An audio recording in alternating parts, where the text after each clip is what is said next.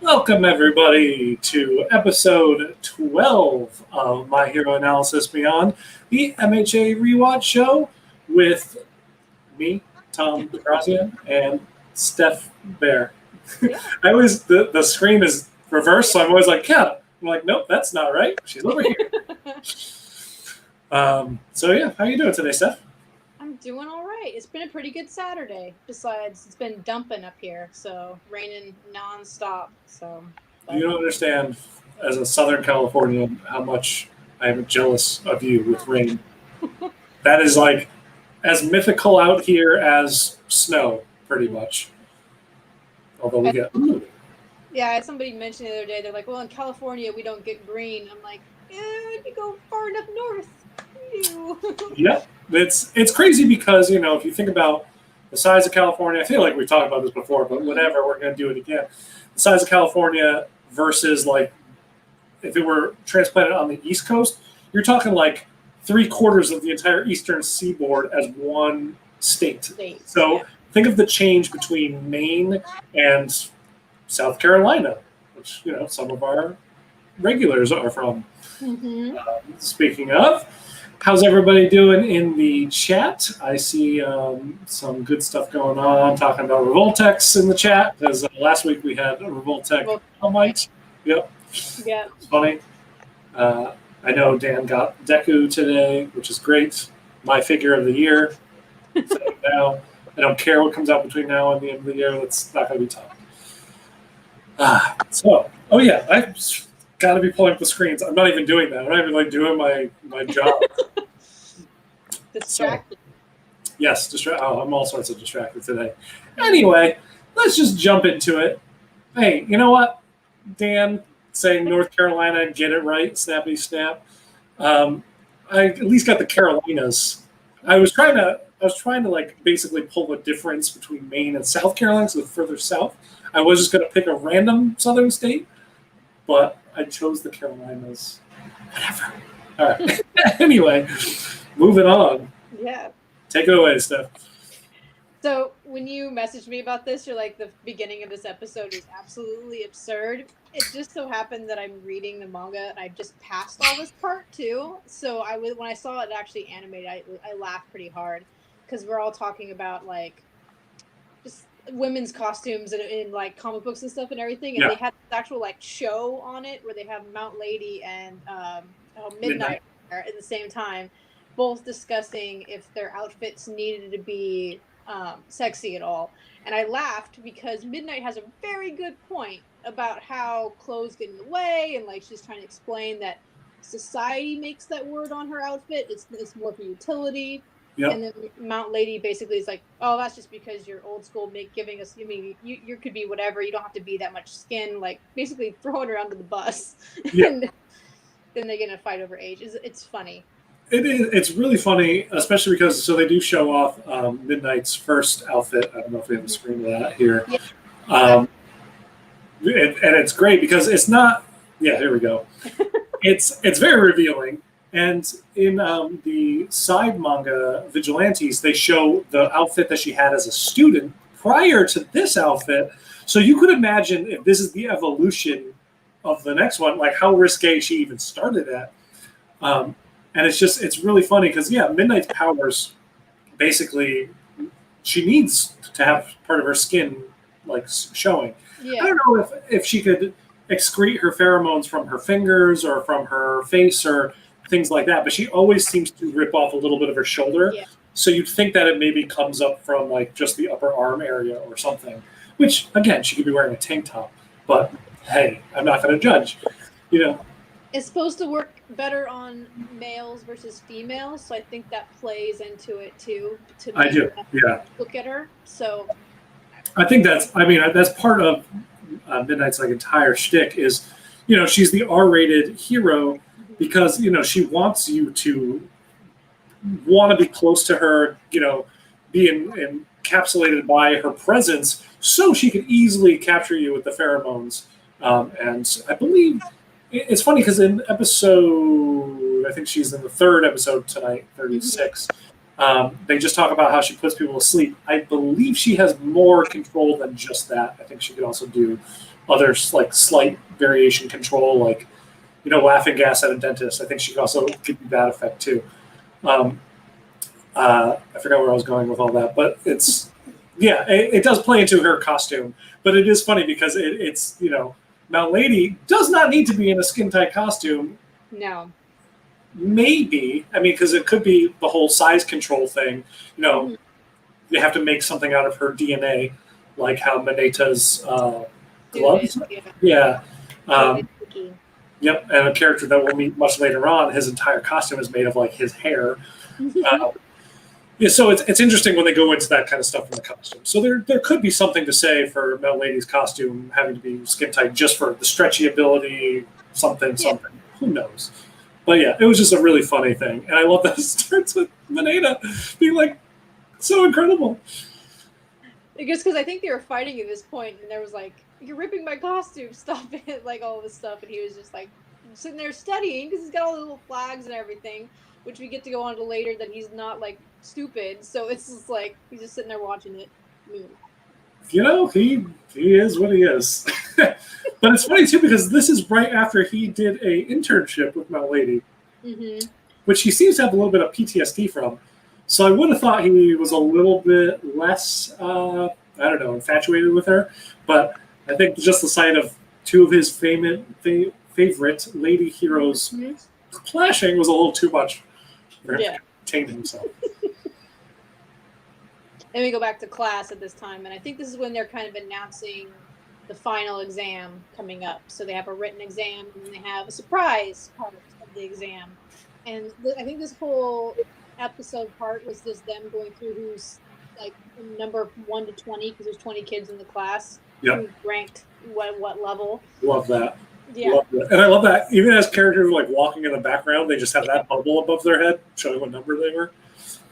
It kind of shows you like different dynamics on it. Obviously, these two are not the brightest, but they have some of the coolest powers. So I like how Kaminari is just like so distraught about it, but Mina's like, whatever, we'll take care of it. The best part though is when Kaminari, I think it's Kaminari that says it. It might be Sero, so correct me if I'm wrong. Yeah. But they point out the fact that Maneta is like 14th, and they're like, "What? How are you that high up? Your type of person is only good if you're like the dumb one, Yeah, that was Kaminari. Yeah, he's like, this doesn't work for me. No. Yeah. And like he's not bright, which I thought was kind of odd. So I would have saw him closer to the top. And then they had a couple characters that I was like, oh, that's surprising. Yeah, there's definitely a couple of big surprises. These two, I'd imagine, being higher up. They seem like the smart ones.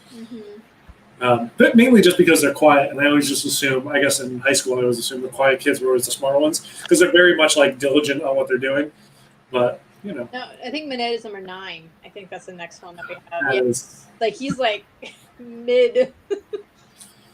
The reaction though is the best part. Oh, we don't have anybody's reaction to it. It was everyone. Well, it was only the people below him that were upset about it. So yeah. And I really do think it might have been, I think it was Kaminari. It's Kaminari, because he's like, they're in the same level in his mind, so. Yep. And he was, the way how he delivered it made me laugh. Like, rarely, like, even comedy shows that I enjoy, rarely do I, like, out loud laugh. But Maneta got me, like, 3 times over the course of this 3-episode stint with just, like, laughter. This scene being one of them. His Japanese voice actor just has like that perfect twinge to his voice when he's like upset or like something's really wrong. It's like great. I was surprised that Deku was only 4th. I expected him to be 3. Well, but the person who's 3rd, I expected to be much lower. No. Honestly. I know he's smart, but he's not like studious smart, I don't know. I think he is. I think he's actually, and then they show it later on because they kind of pair up for tutoring, and he jumps at the chance of trying to help. So, number 2. This I totally expected. 2 and 1 are the obvious ones. Yeah. Sure. I think 1 they go on later. Oh no, they go number 5. I expected Shoto to be, he is a himbo, to be like towards the bottom, but because how many times in the past like few episodes that we've discussed, where has he been like the like completely oblivious one? Well, he said it's pretty hard to fail if you just pay attention, and so everybody else is always so excitable. He just kind of like sits there and does his thing. So Yep. Better. That smug look, did not expect 9th, says Dan about Mineta. Yeah, the smug look is great. The look at him, just the. Yeah. Love it. I think and then she's number 1, obviously. I love, okay, hers, she has the sparkles, all the stuff going around. I believe it was like twinkling even. It's like, it's amazing. And then she offers to help them all because she like realizes that they're pretty like upset about it. And so I think I got the screen with like 3 of them in one because you're right, they kept walking around. I'm like, okay, I don't want a million screens of the same numbers because I believe they have like Jiro, Ohiro, and Sero. And Sero's at the bottom too, which I didn't expect either because I was like, okay.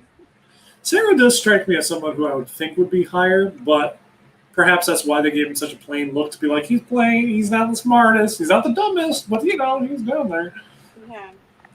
Because the other 2, like 7th and 8th, that makes sense to me. They're right, and they're good with their strategy and everything going on too. So I assumed they were studious. Yeah. But, yeah. Creation Odyssey says, in regards to Shoto, he's all book smart, no common sense, and I think that's exactly it. Like, my sister is exactly that, where she's like the biggest book smart. But when it comes to, that's changed dramatically over the years. But as kids in high school, when she was the smartest when it came to school stuff, always honor society, all that nonsense. But when it came to real life stuff, it would be like, you kidding me? Like, really? Like, you can't put forks in the microwave. Like, come on, like, that kind of stuff. But yeah, she's changed. She has kids. Everything's fine. I love Momo's reaction. Yeah, because she was so sad about like she's like, well, I'm not really good at a lot of things, and they're actually very excited for her to help them with their school and stuff, and how great she is, and this her progression in these few episodes. This was like my favorite little arc for her. She was cute. But very few, like a few times, we get episodes or chapters in the manga called characters' name rising, and you know that they've hit their not their starting line, because I feel like the starting line was way back. This is like the climax part of their character. It's like, okay, here's where they're now confident, or like early climax. Obviously not climax, it's the beginning. They're all kids, they're all students. But it's like we're getting a big character shift. And there's a great, I think the second episode tonight is called, I can never say her whole name. Momo's Rising. Yeah. I love that everybody has their own little like characters too, like going on it. Like Deku's muttering, Bakugo's like irritation or something like that on his. So it was like she's just super stoked that they're willing to come to her house. And at this point in time, they're all realizing this is not just a normal household. She has to like clear the hall, is what she said, to like get the right key and everything.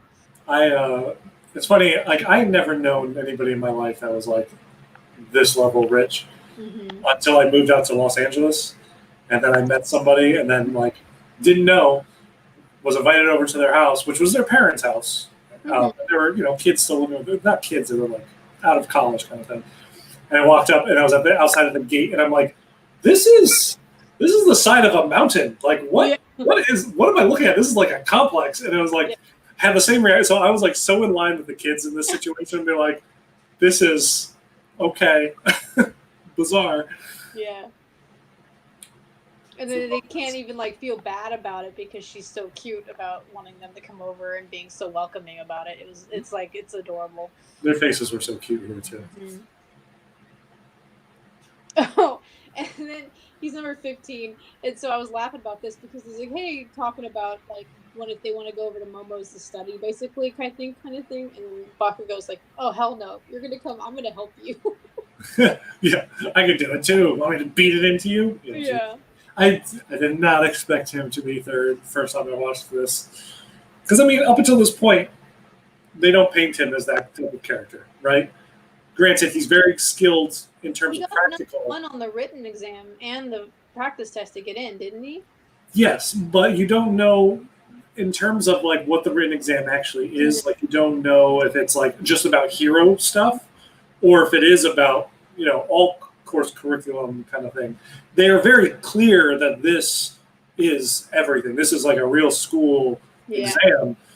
So this is like in your midterm, how did you do?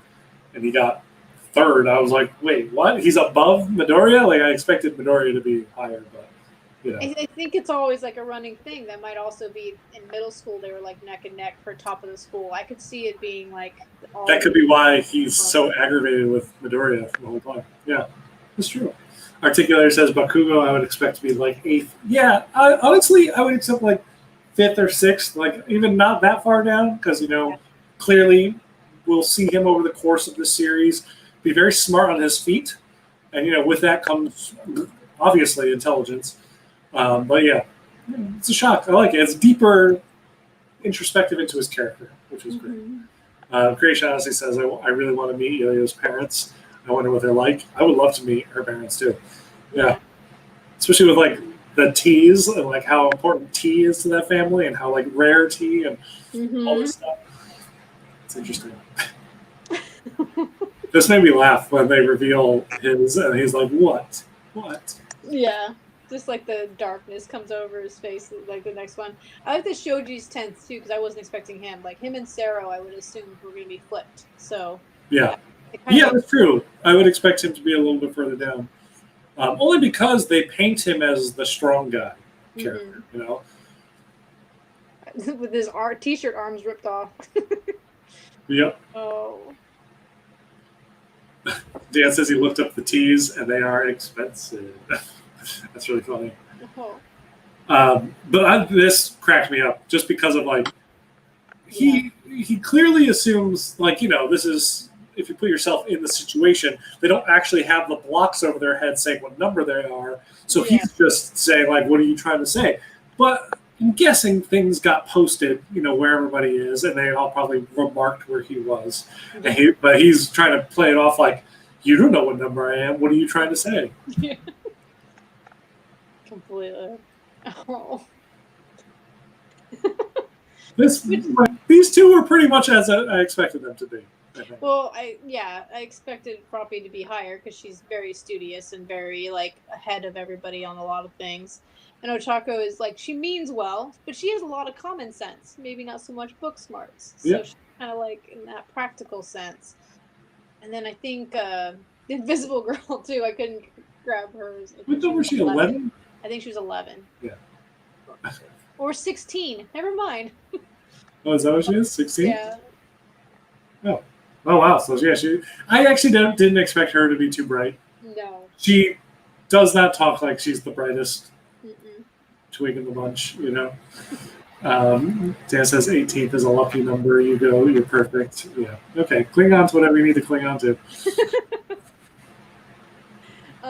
I didn't get too much of this exchange, but it was hilarious between Kendo and like her trying to say she's sorry for him, and then Monoma just trying to like, I don't even know, just act like a crazy person. But when he hit Deku, I thought he was trying to figure out what quirk he had, and that's why he thumped him. But I think he was just doing it to be a bully. Yeah. Actually, that would make sense. Yeah. I love how Deku like instantly goes into this good faith thing that Kendo does with giving him the information of what the practical exam is going to be from the third years that she had heard from. The upperclassmen told her it's going to be robots, kind of thing. And Deku's like, so perhaps part of the exam is really the fact-finding in before. And like he goes into this whole like analytical Deku mode that I love that he turned it into. This must be part of the exam. Yeah. Yeah, but Kendo slapping, she karate chops Monoma on the neck multiple times, like twice, I think. And it basically takes him right out each time. Mm-hmm. And it's just her keeping him in check is one of like the shining parts of, I think, anytime 1B is on screen. Yeah. I don't remember what he says. He calls them detestable or something like that. And she's like, they're not detestable or something to that regard. She's like dragging him off. Like, come on, dude. I think he does call them detestables. Yeah. And I think they were all talking about how they're so excited about the robots because it's easy, that they've already done it before. Well, they could use their powers. Their powers they can't use against people Yes. because you can't melt somebody, and you don't feel right electrocuting somebody if it's just an exam. So Yeah. they were like, it's robots. We can go all out and not have to worry about it. Plus, we fall. And this part was like, I wasn't sure what he was like really trying to say. Almost like he was like, you guys are like, it shouldn't matter what the other person is. You should be doing your best in the test. But it came out like, I would kill anything, robot or human, basically, when he said it out loud. And I was like, I had to rewatch it a couple times. I'm like, fuck you. But he's like, I think he was yelling at them because he sees certain people in the class now as like people that he talks to on a regular basis, and was like, idiot, stop talking. You need to be your best no matter what. But he made it sound like I'm just going to kill whatever's in front of me. I think the first time I watched this, I was in that regard where it's like, yeah, he's clearly just being like, I'll destroy everything. And I think the subsequent times I've seen this, it's more like this is UA. Nothing is ever as easy as it might sound even. Mm-hmm. Like, yeah, if it is robots, it might be, but it might be an overwhelming number that would be too much for any normal person to handle, even a pro or something. He's like, you're talking about being a cinch. We're here at this really tough, prestigious school for a reason. It's gonna be like top tier stuff. And then he goes out. So I really, really want to say that this is him trying to be like Todoroki before the big event and calling them out and being like, okay, I'm going to challenge you both. This is where I'm going to show you both why I'm number one. Because he really feels still that he did not get his inevitable victory or whatever victory over everybody. But I feel so bad for Midoriya. He's just like, fuck, what is going on? Just like, okay, I'm going to get called out now. But there's something to be said when that happens, when the entire room is also on your side, like, because it really is not damning to Midoriya at all during this. It's really just like oh boy, Bakugo is on his insane, side again. Like, we saw him a little bit this way. They started to tease Bakugo because of it, because they, came to respect and admire Midoriya for pushing through, even though his quirk damages his body, all that stuff. So when he does this, I feel like, yeah, it's probably weird for Midoriya at first because, this is the Bakugo he grew up with, treated him this way in preschool, whatever. But now he at least has the numbers on his side, kind of thing. Mm-hmm. But he does call out Todoroki at the same time, and so like an aside, he's like, "Yeah, you too," kind of thing. But it's funny that his idea of the person to beat is Deku. That's what he's doing. He's saying, I need to go past you, or else I cannot get past you. He feels like it's funny because he has been underestimating him from the beginning. He never thought he was going to get into the school, and he got into the school, and he didn't think he was going to, be much of anything. He thought he was going to be gone by the first class, right? And then so every time he underestimates him, Deku proves why he shouldn't be underestimated. And so now he's finally at that point where it's like, I need to prove that I'm better than you. Like, I need to get there. Mm-hmm. Again, though, it shouldn't be a fisticuffs battle. The only thing he understands right now. So sure. Momo's house. Yes. I like they were all terrified when they were standing outside the gate. This is like even after they get to the gate and like they have to hit the buzzer.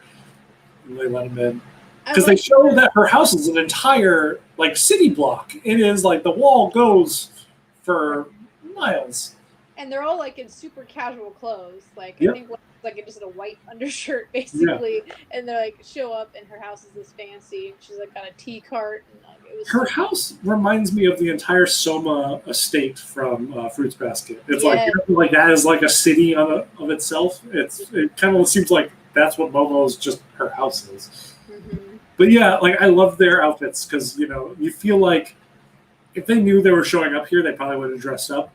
But Momo's probably not going to dress up because she's at home, so they would have been a little overdressed. Yeah, it was an interesting thing, and then they go into this little montage about how they're all studying. Yep. And this is like I said to you earlier. This is like one of my favorite things of like it's a perfect Midoriya picture. Yeah, because it's like him really concentrating, studying, the eraser stuff because he's probably been sitting there like scribbling and redoing it and still working out. And he's probably late into the night too. It's just Yep. This is pretty much Midoriya in that show. Mhm. Absolutely right. Creation honestly says she's so cute with her tea set. You know, and Momo shows up with like the tea and everything. It is adorable. Then you have poor Taco. It's like passed out. She's like trying not to doze off while studying. They're just doing their best. I'm surprised she didn't go to Momo's house, or at least studying with someone else. It was Yeah. odd, but I'm sure she wants to do it herself. That's probably her thing.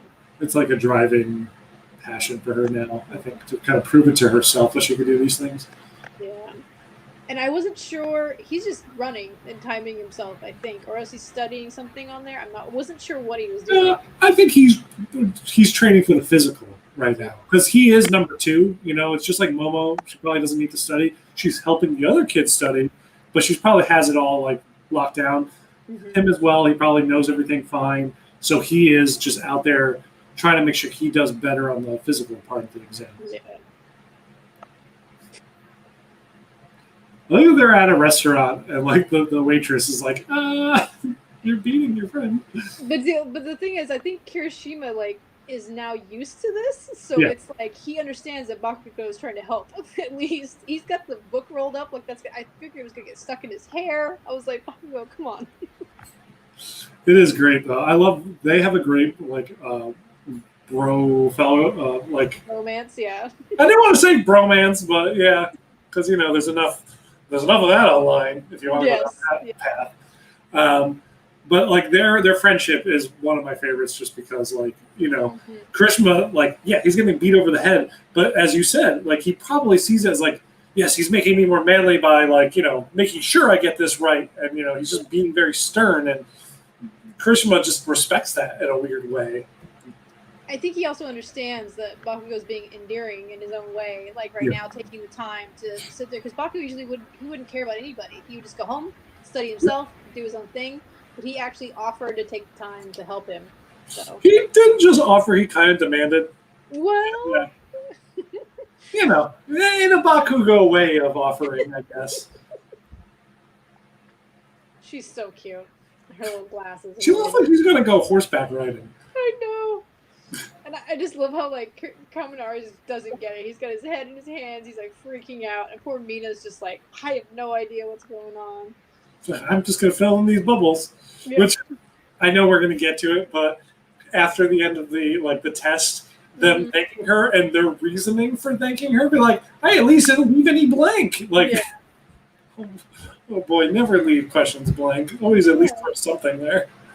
You're gonna miss it no matter what. Yeah. Oh, and then their faces. I was like, they're just like, I don't know if it was like they're concentrating or they're just like there is nothing happening because I do not know the answers to these.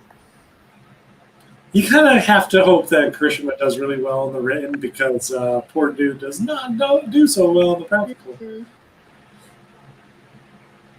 So we flash forward to the day of the practical. Mm-hmm.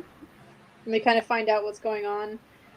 I like this because they're like standing out there. They have all the teachers lined up, and the kids are like, "Why do we have so many teachers today? That's kind of weird." And then he pops out of his little dressing there and tell them, "Oh, I get to explain."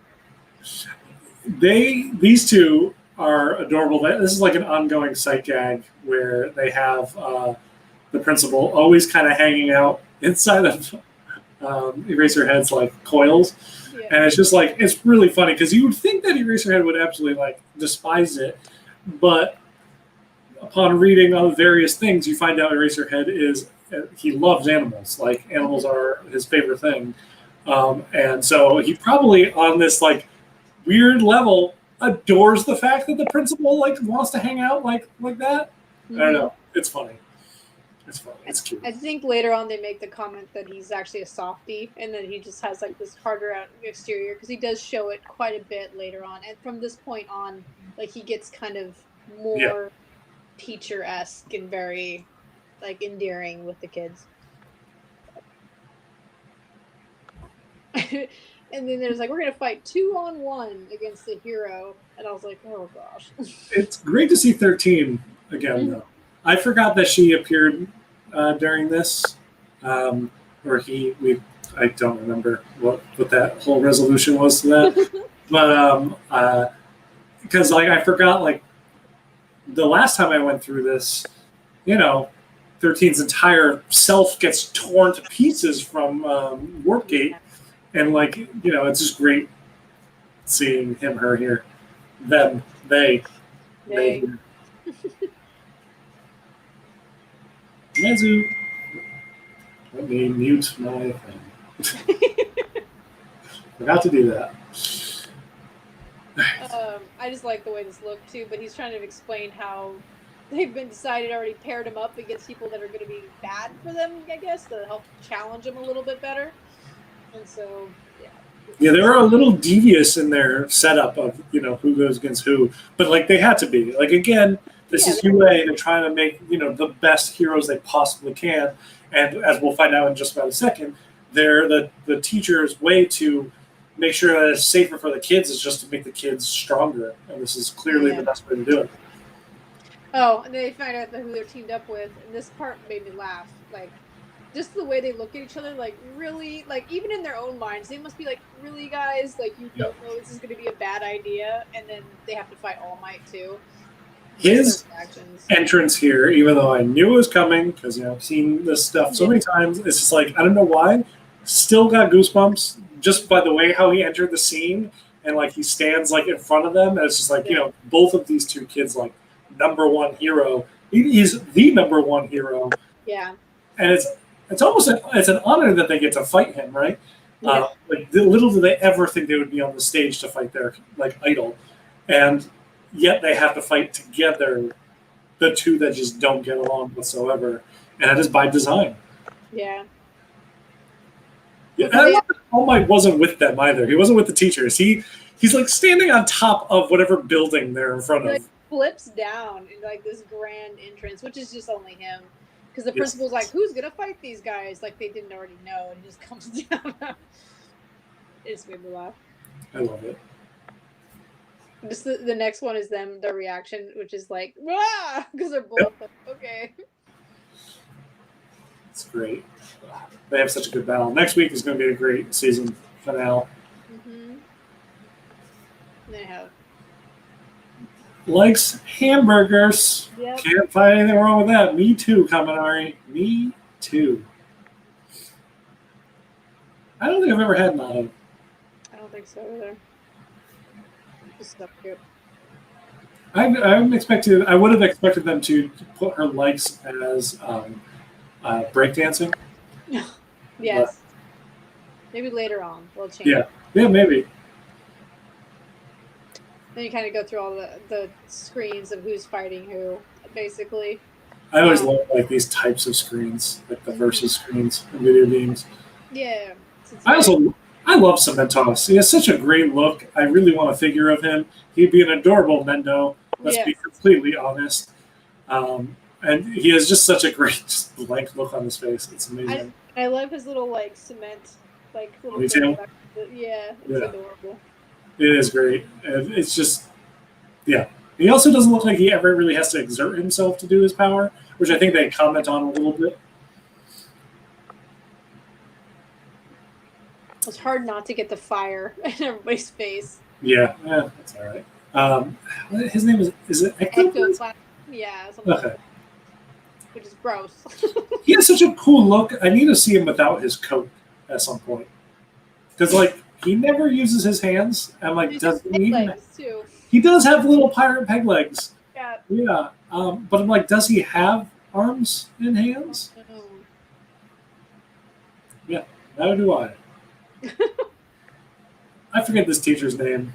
They never use him. Dozer or something, isn't it? Yeah, something like that. Yeah, we'll see it later, I think. This was a good match too. He has a cool, he has a really cool look, but they don't use him that often. Mm-mm. So I think he gets put in charge of the gadget people later. Oh yeah, that's right. Because he's he's in Hatsumi's workshop, I think. Yeah.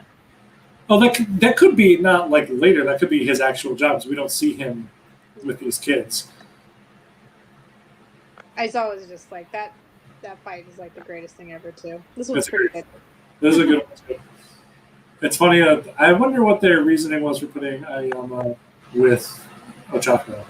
I honestly think that a lot of them were just trying to figure out what was going to happen, and I think that they think these two will be more in 13's world, especially since Ochako really likes 13.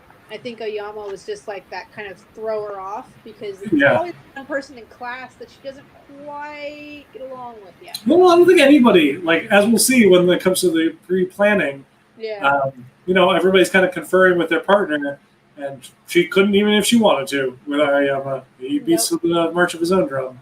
Yep. Amazing. So cute. I like Mina's reaction, too. Kaminari looks like an adult here. Yeah. A little weird jawline there.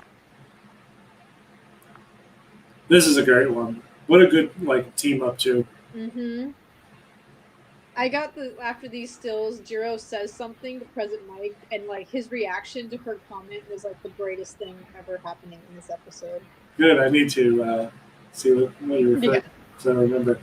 I couldn't. You can't even see her. I know. Anytime they do a splash of all the kids, I forget that she's there until I'm like, wait, what is that a glove? Oh wait, yes, right. Mm-hmm. Right. The broad fight too. It has a great ending.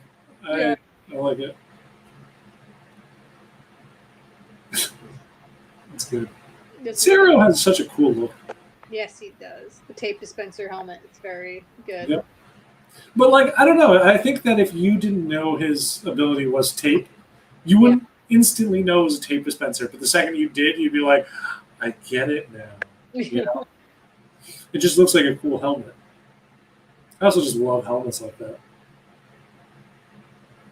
Larger than life. All Might his head is as big as the upper body of everybody else. Yeah.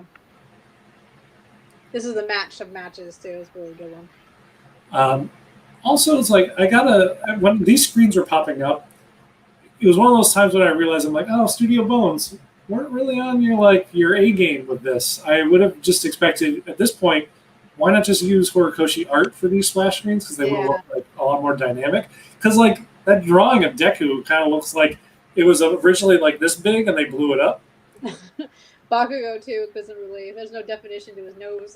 Yeah, I don't know. I felt like this entire episode too because there's some shots of All Might and I'm like, that's a weird location for that eye. That's not right.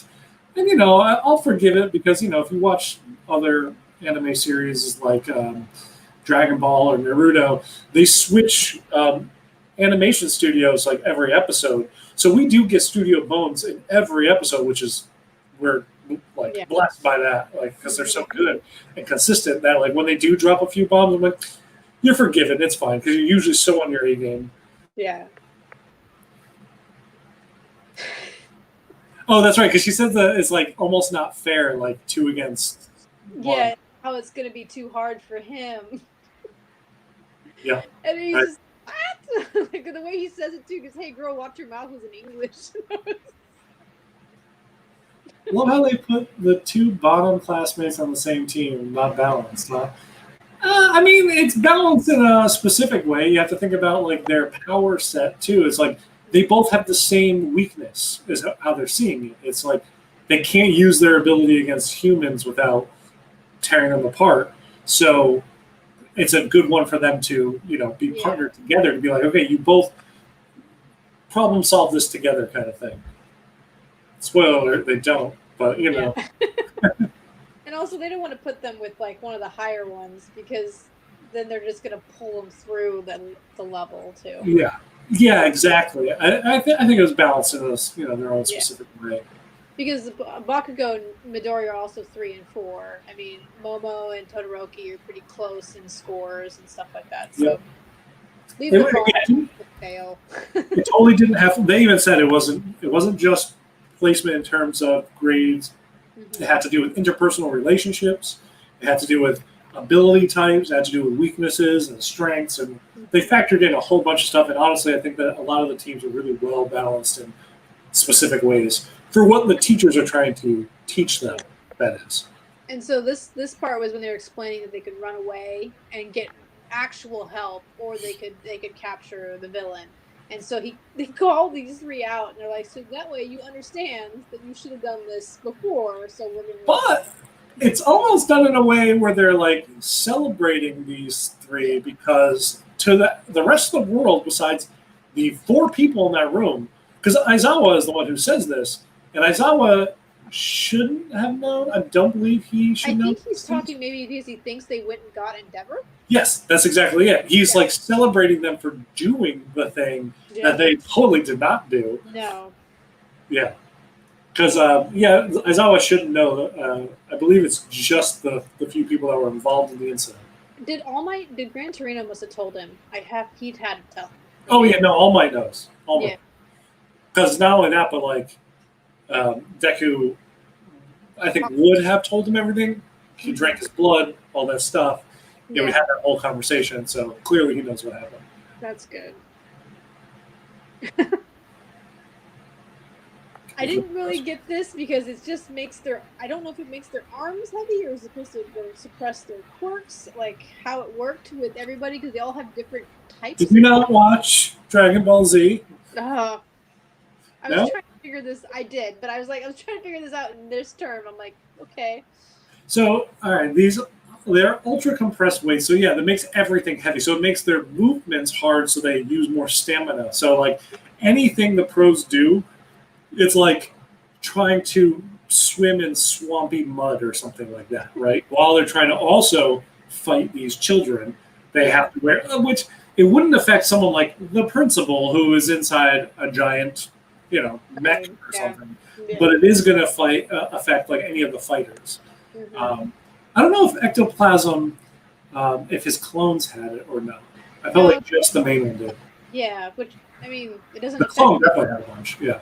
All Might's wearing like 8 of them. Yeah. And I don't know if you got the screenshot of him like commenting about how much it makes him weigh.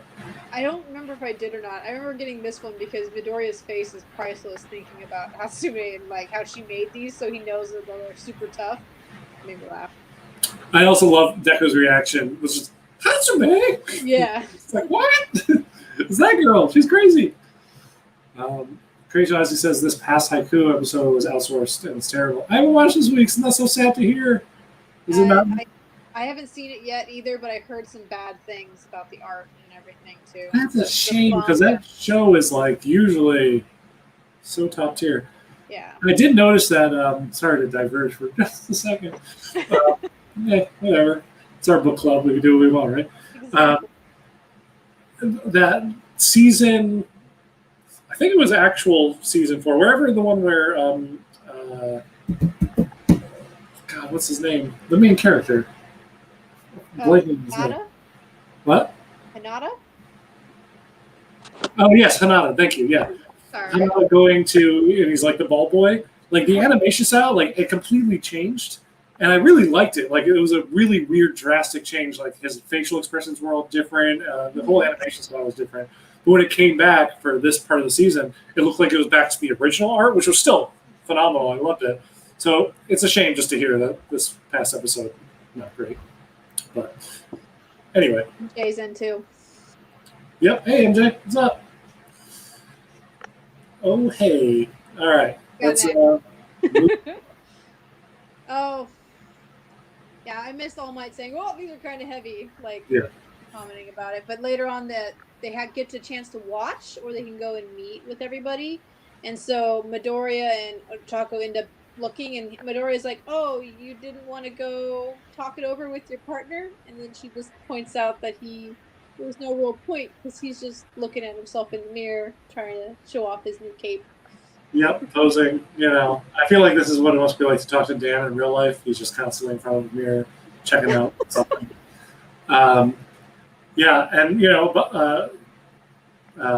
Midoriya's up in that, like, the viewing room because clearly, Bakugo doesn't want to confer with him. No. He's off steaming on his own. So Midoriya gets to watch all the fights. And he likes that anyway because he gets to be inspired by the kids, gets to learn more stuff. Yeah. And get some techniques and whatnot. Oh, That's just his reaction to that, isn't it? Yeah, to Ayama, thinking about him doing all these things, and he was just like, oh. I like it. I like the stink lines in the back. And this is Bakugo walking away, and I don't even think Midori got to say a word yet before No. he was like, no. I think they show him like maybe standing behind him, being like raising a finger, like he's gonna say something. But then when Bakugo kind of just like storms off, he's just like, "Oh, I guess not." Yeah. These two have the worst plan. The worst plan. The dude can create walls as much as he wants and as quickly as possible. They just assume they're strong enough that they'll just plow through it, like because they're just that cool. Which I mean, they get through quite a few of them, but Yeah, but Sugar Man was only good for 3 minutes, which I didn't realize he was only good for 3 minutes. yeah. And then he turns into the same as Kaminari.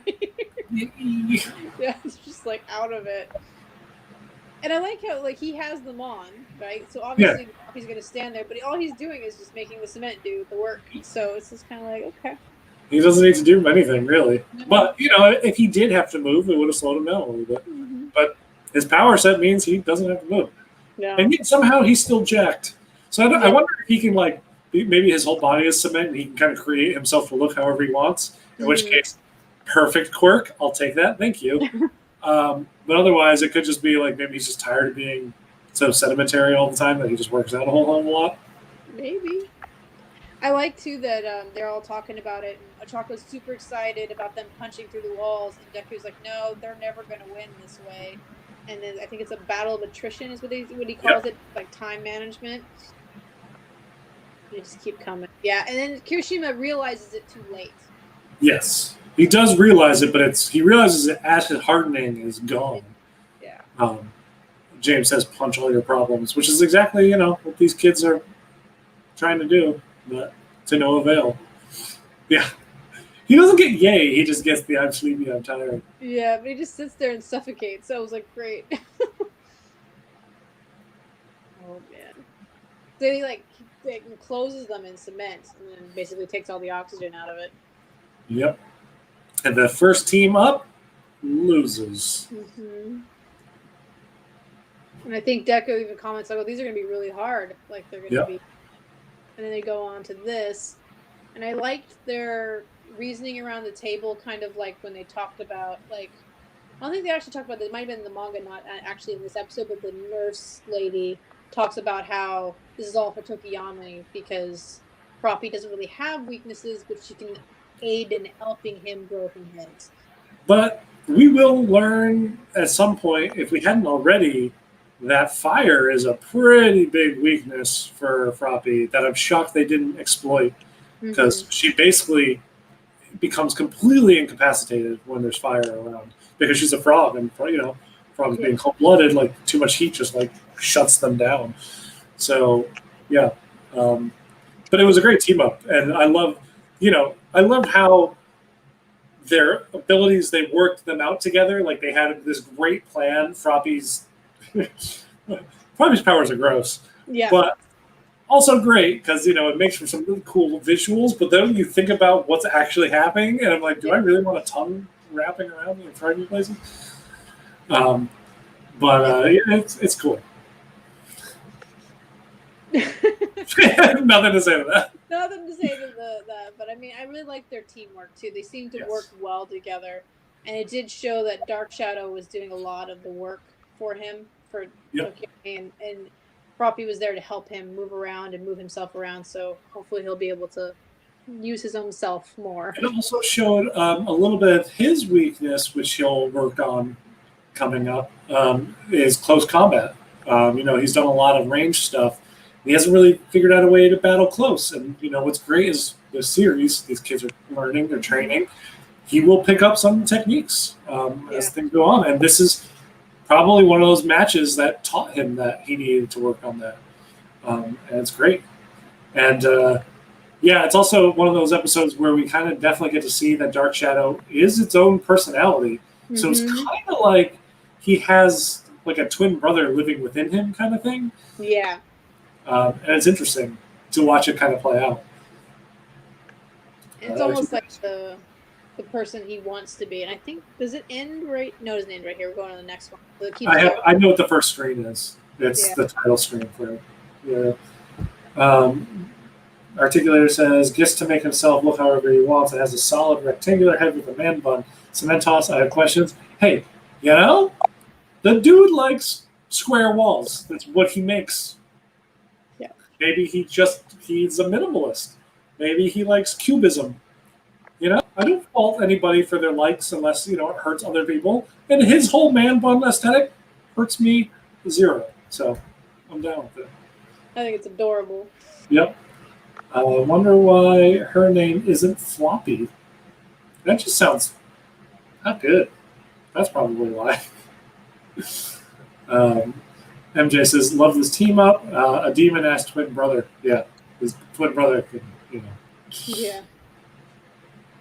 Yeah, I think this is towards the end of it where they kind of just go in and they have this really cool splash screen of the battle starting. So it's like kind of them moving around because they're not really sure why they have so many clones for this, like why his power would be bad for Pokemon. Yeah, that's right. And this line, though, is like, we teachers are also trying to crush you with everything we have, was super menacing. I was like, holy crap, guys. Honestly, Ectoplasm is one of those heroes that looks more like a villain. Yeah. To me, I'm like, dude is straight up a villain. But oh no, I guess he's a pro hero, and plus also one of the teachers. He would terrify me. It's like a villain with a coat on. It's like, let's put a jacket on you, and you're. It's a very stylish coat. I'll give him that. Yeah, this is the last little bit there before they started. There you go. And they all rush in. So, this is a tough one to say favorite moment. Mm-hmm. I'm trying to think back on it because there's a lot of stuff happening during this entire episode. I'm gonna go with the studying between Bakugo and Kirishima because that was like surprising and endearing for the two characters, and I always like a Bakugo moment where he's still yelling "died," hitting him in the head, but he's not like being ridiculous. Oh, you don't think that waitress thought he was a little bit ridiculous? The waitress can think what she wants. Kirishima was enjoying himself. You also have to imagine they're in a public restaurant. There are other patrons there, and you have that one loud, ridiculous couple that are like doing whatever, and that's pretty ridiculous. But I'll let you have that, sure. What about you? It's totally when All Might shows up being announced as being like the opponent for Deku and Bakugo. I don't know why I get so pumped anytime I see All Might be introduced. I just love All Might and what he brings with him. And he always seems to arrive in the most resplendent fashion.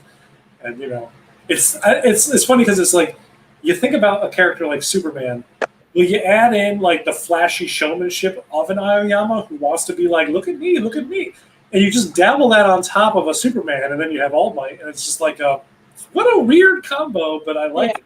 It works. It does. Let us know in the comments what your favorite moment of this episode was. I do love that Dan says it's Mineta being smug about being nice. Excellent choice. I do like that. That whole beginning part was fantastic. Oh, the whole very beginning too was great as well. Yeah. This is like it should have been like 3 mini episodes. It almost feels like it kind of like ran together. So I did like Jiro's comment to President Mike because President Mike's like one of my favorites, and like his just freak out, like if someone's making fun of me, like I'm cool. And he has some great looks coming up in the next episodes too. Good stuff though. All right, let's dive right in to the next one. The Momo Rising, that's what we're going to call it. Yaoyorozu Rising. I can never say her name. I think that's why, because in Japanese they say it so quickly that I don't know how to like parse it out. Like Midoriya is how they like say Midoriya, so like it's very easy for me to say that. Like, but I have no idea. It's always I think it's the only name that I'm like, I'm gonna leave that one there. I'm glad they made her name Momo because I can do that. Same here. Yeah. And I love it too because throughout the course, I don't know if did I say this already? I feel like you know what? Skip it. I think I've already said it, so I'm not gonna say it again. I think we this is the start. This is the cool move where Dark Shadow tosses her, and then she brings him back up with her. So it's like a 2-on-1 kind of like movement, which was really, really cool. Yeah. Because we hadn't seen it before, and I think even Midoriya mentions, he's like, wow, that was like a really good teamwork for that part. So Yeah, I think he compliments their teamwork ability like a lot during this. yeah. And oh God, what is the nurse's name? I always brain fart on her name. It's so simple too. It's like nurse lady or something. It's not, but and she is a great, because usually we have, President Mike being our announcer, but she kind of acts as the announcer for this, but a very understated, like, I guess I'm gonna have to fix that now. Way, because she even says that after the two kids are knocked out in the very first one. She's like, well, wow, first match, and I already have to do like double duty. Yeah. But it's great because she gives the play-by-play a little bit, and she explains why this is a good match. These two, why they were paired up, so it's kind of cool to watch with her play-by-play action. I like it too because she recovery girl. Thank you, Dan. Like she gives the teachers commentary too. Yes. The students are hearing her belittle them because she's probably been around long enough where she's seen them grow up, and just like her, that kind of commentary was great to have too. Like Aizawa, when she comments on Aizawa, it's fantastic. President Mike too, but she wasn't too happy with him either. And so I think Midnight too, she says a couple things. This whole like them two talking to each other during this whole thing was the coolest thing. Like they were on par, they knew what was gonna happen, they trust each other, they were like, okay, this is what's gonna happen, what's gonna go on.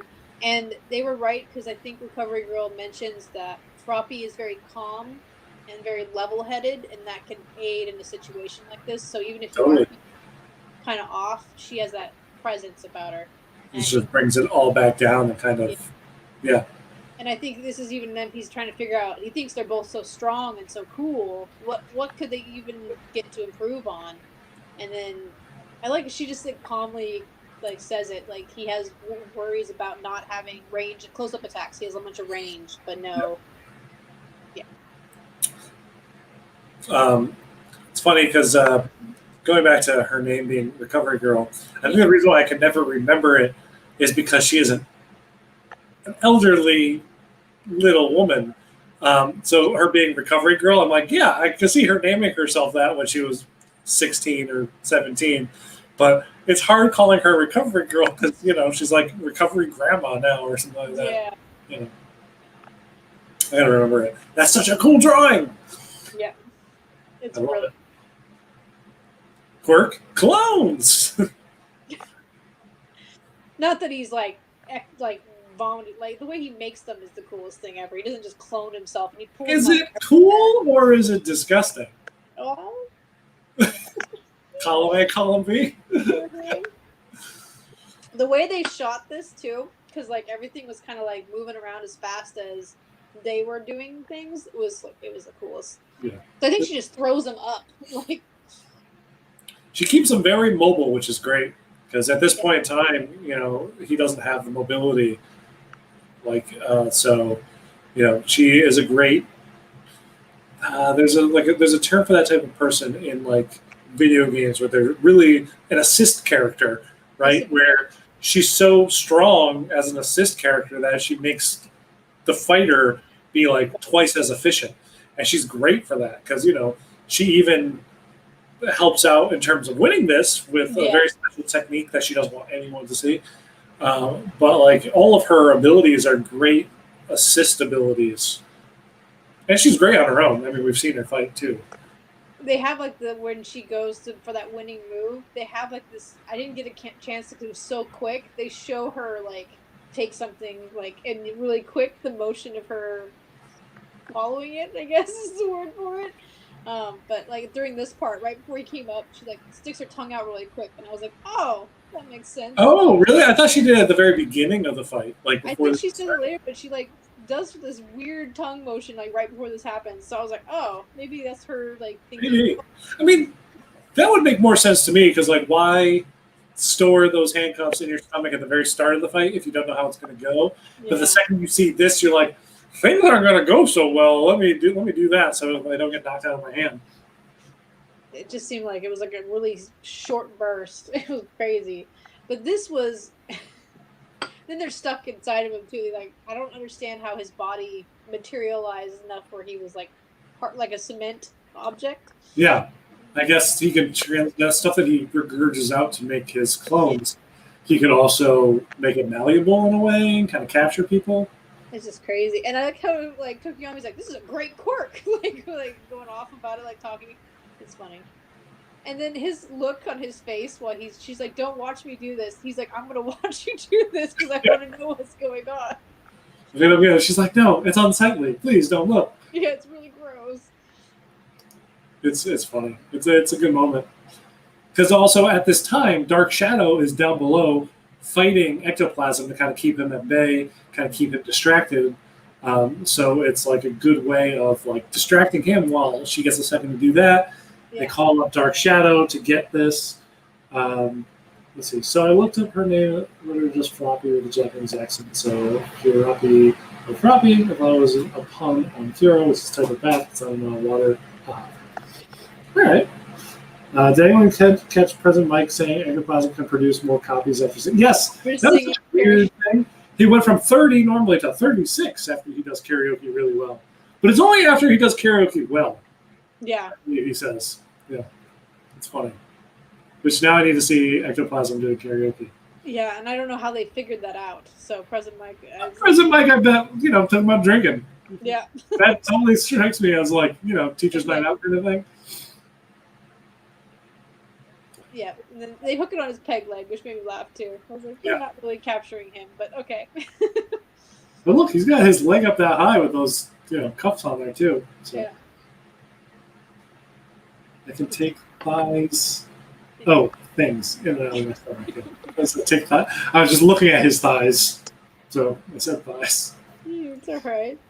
And I love that after this battle is over, Dark Shadow comes up behind and is like, it was all great, right? Because it was me. I did the great. Yeah, he's like, thumbs up. Like, yeah, I did such a good job. You guys were all right, but it's me. Just Dark Shadow. So it's almost like Tokiyami's like inner personality being like really like happy-go-lucky and strong, and he's just like very stoic. It makes me laugh. Yep. Power Loader. That's his Power name. Loader. Yep. Bulldozer. It worked.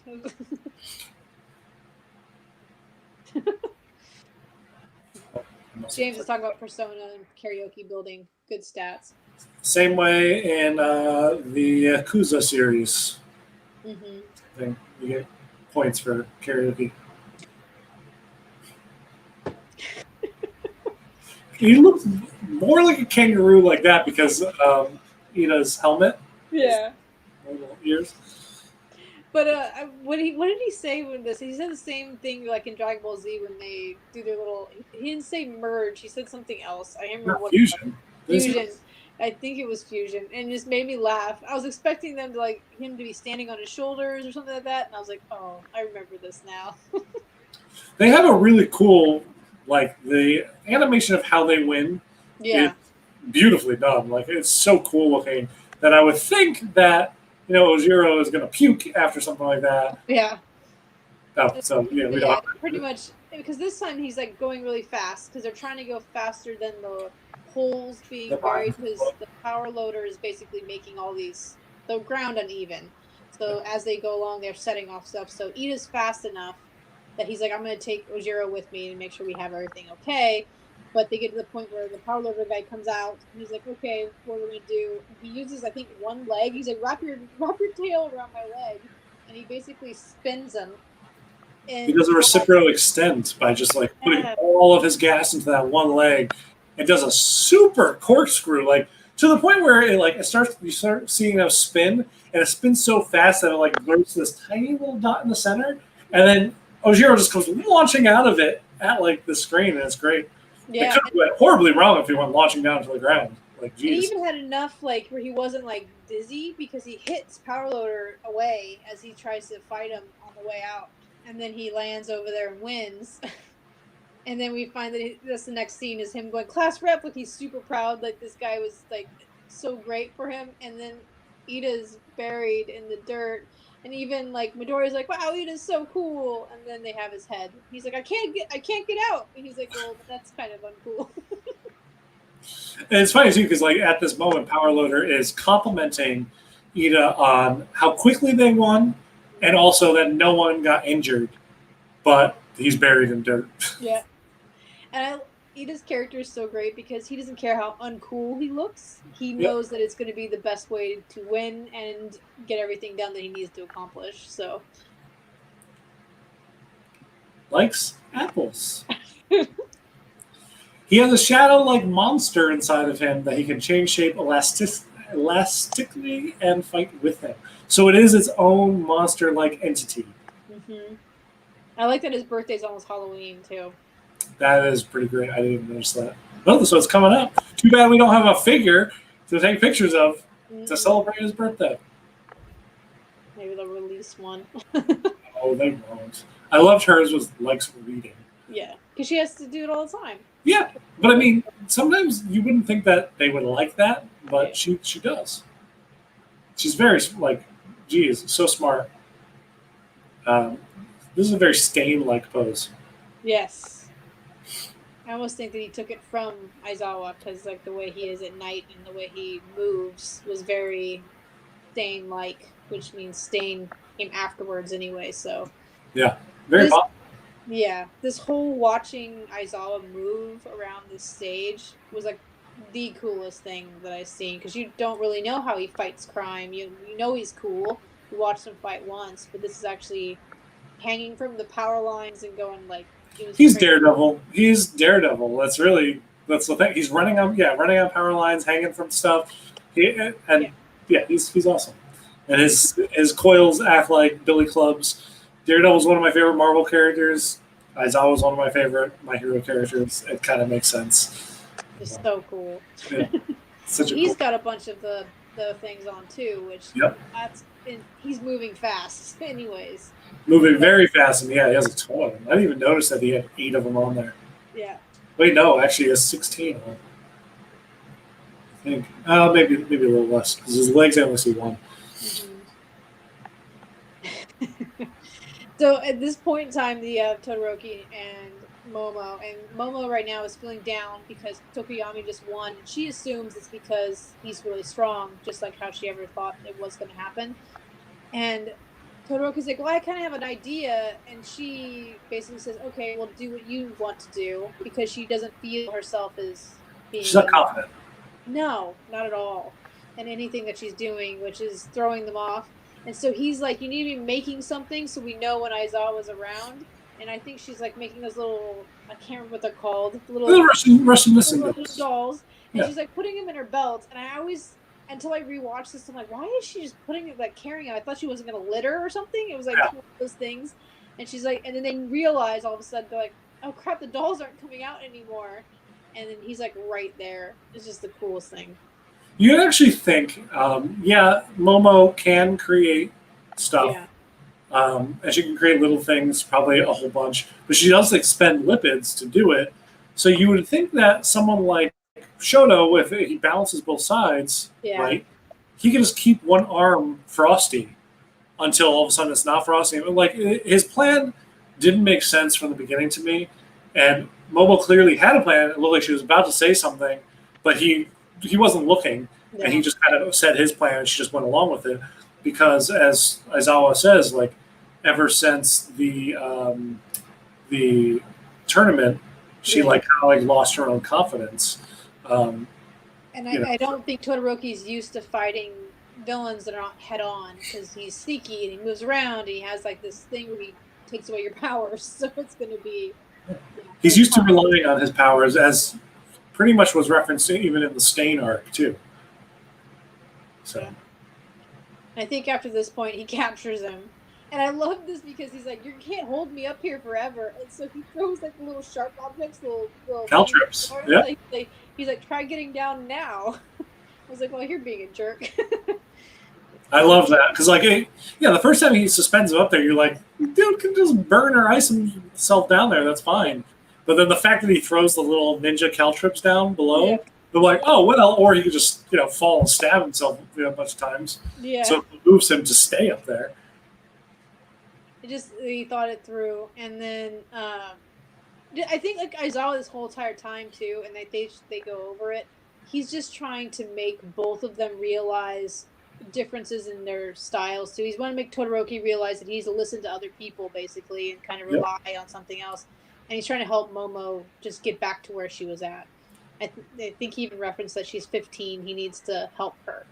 Yeah, because he does tell Shoto like a little bit about something like that. I forget what exactly he says, but it's very, very much like that. Maybe you should listen to her. Yeah, she has good ideas. She's in this for a reason, kind of thing. Oh, and then so he chases her, and like Momo's freaking out because she can't figure out where anything's going. She's like losing her mind. She's not calm and collected whatsoever, which is not like her. And so at this point in time, she runs back and she's like, Todoroki, what do I do? Because she needs help. And he's like, what do you want to do? And he tells her that he voted for her for class rep, which I thought was the cutest thing on the planet. Because like, it's great too, because it references the first season. And like, I love when because we don't know in the first season someone does vote for her, and that's never talked about until like 30 episodes later. It's crazy. Yeah. And it was like super like her like realization is someone who she thinks is very strong supports her because he thinks that she's smart and that she's capable. Yeah. Kind of starting to get her mind back into how things needed to be. So there's this moment before Momo comes back to rescue Shoto that she's running around and she's trying to like come up with ideas, coming up with plans, and she's second guessing herself. And she's indecisive, and she's like comes up with an idea, and she's like, "No, but what if this doesn't happen? What if this doesn't happen?" And oh my god, as a very indecisive person, like I have a very hard time making decisions, making plans, and this whole like lack of confidence thing, like it just hit with me. Like I felt so on par, like akin to Momo during the scene that I'm like, I am in this girl's head. Like this is like I know exactly what she's going through, so I felt her stress and her struggle. And it made this whole thing just seem much more of like a dynamic struggle that when she finally comes around to, I don't know, come up with her plan to realize something and sticks with it and just let it play out kind of thing. Like I cheered for her like so loudly in my mind. Yeah. This whole part was entertaining because even Aizawa doesn't realize what's happening or what's going on in her mind. Like he wants her to do well, but he doesn't even know what she's capable of. Yep. Like this part I laughed at because this man is like very, very set in his like ways. He's like Batman. It's like all of a sudden he threw a bunch of dolls at Batman and he'd be like, "What the hell are you doing?" Yeah. And also like I gotta say I love that her Russian nesting dolls are her, but as Russian nesting dolls, which is just adorable that she makes them her outfit. Yeah. But yeah, he's like, "What? You're just throwing like these things at me? Like, what? You really think that's gonna help you?" And he kicks one, like that's how it opens and activates it, and then they're flash grenades. Yep. Which ridiculously smart because he can't see them during all that time, and she yells at him to close his eyes. And she's also realizing that after he got beat up at USJ, that he can't keep his eyes open as long. And I think before this scene even happened, he even says if she knows that, she's a lot smarter than I even gave her credit.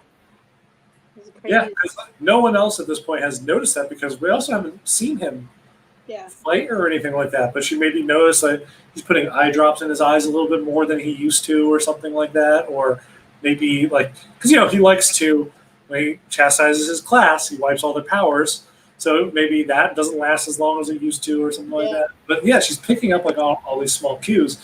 And so when this whole scene, this battle shows her intelligence in a lot of different ways because even before she explains any part of her ideas, plans, or anything to Shoto, and he says create these things, she's already like creating the stuff with the flash grenades in them as she's throwing them. So she already has that like fallback technique, and she doesn't use them the first time they run into him, which is great because it allows her to, use them when the chips are really down to like escape.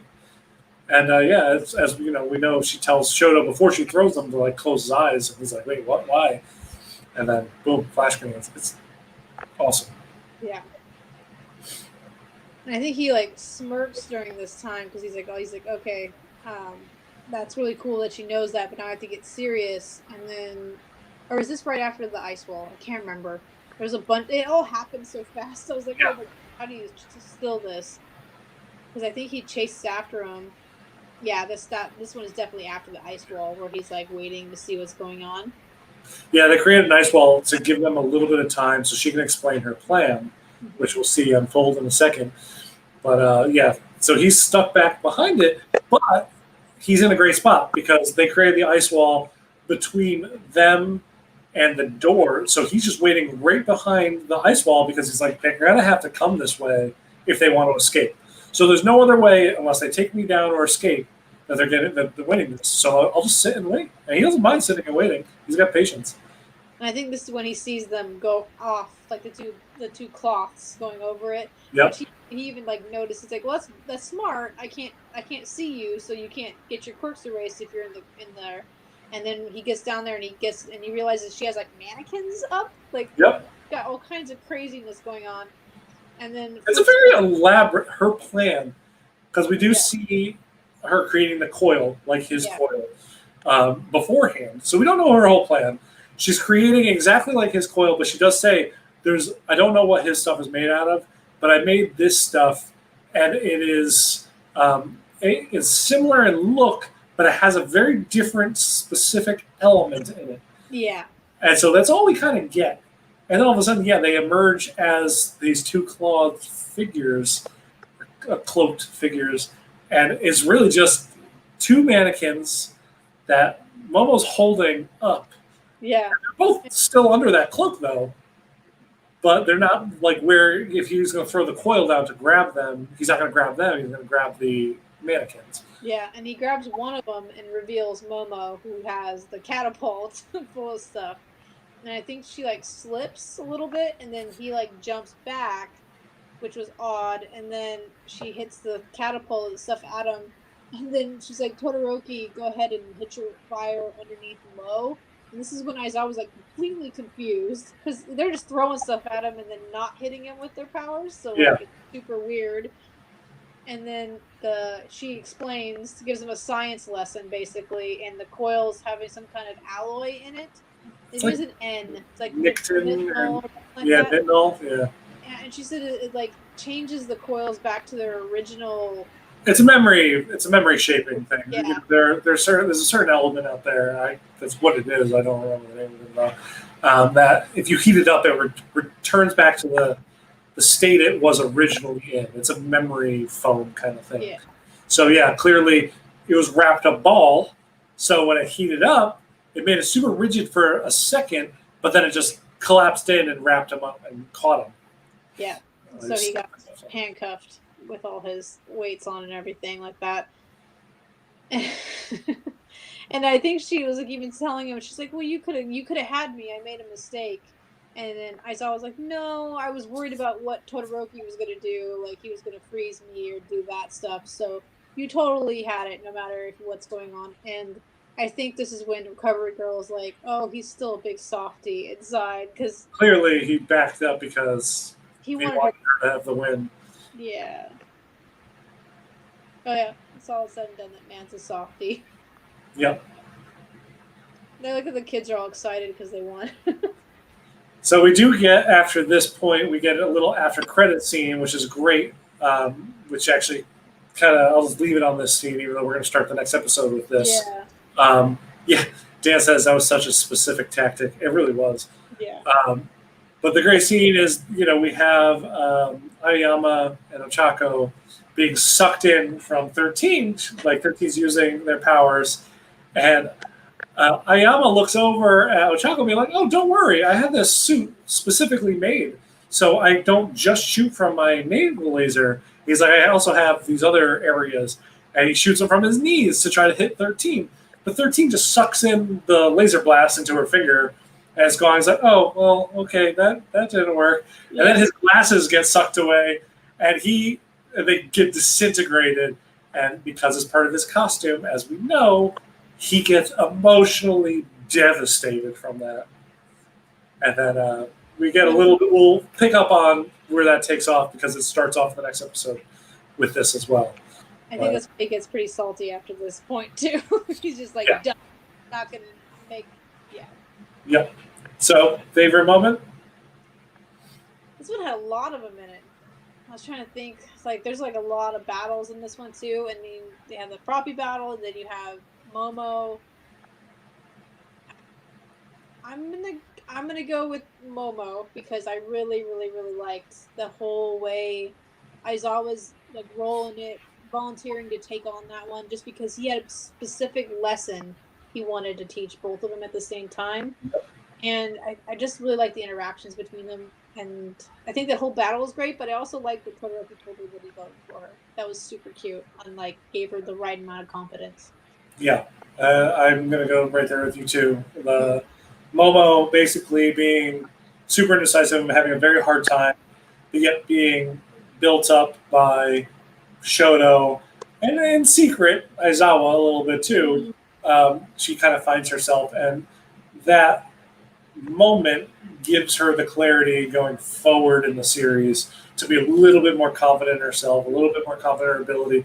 She's at UA for a reason. Granted, yes, she didn't have to do the entrance exam, but she was accepted under recommendation. She was recommended because of a very specific skill set. And, I think she's finally getting a chance to acknowledge that for herself. And this whole area, this whole thing built that up for her. Dan says, same Momo. I had a friend growing up who was good at everything and it affected my self-confidence a lot in the same way, so it resonated with me. Yeah, I'm right there with you, Dan. For sure. It's seeing a little bit of myself in these characters, which is part of the reason why I love this series so much. Because a lot of them, they're not perfect. The flawed characters are what, just like any human, as perfect as they look on the outside, there's plenty of flaws that they keep maybe only to themselves or they don't show the outside world. So no one's perfect. All right, and let's dive right back in.